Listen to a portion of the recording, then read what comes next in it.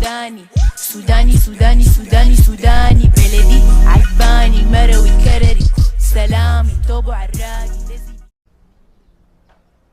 السلام عليكم. زي ما انتم شايفين هسه انا لابس العلى الله او الجلابيه. نحن تعودنا في السودان نلبس العلى الله او الجلابيه كل يوم جمعه. المهم اللي هي تجربتنا فريده من نوعها. التجربه دي عباره عن فطور جمعه في الديوم.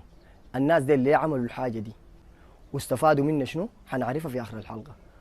ونحن قررنا نمشي نشارك التجربه دي في الديوم انا واسلام، وشايلين معانا صينيتنا فيها ملحرب بالعصيده. وخلونا نمشي نشارك التجربه دي كلنا سوا ورح.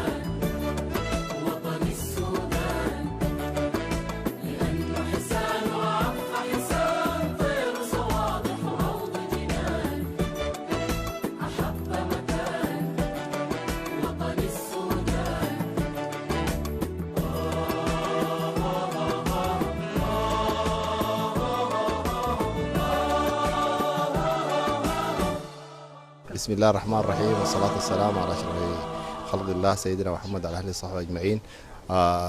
ده طبعا ديدن الديوم وطابعهم بيتلاقوا دائما في المسارات وفي المضرات، عرفتها.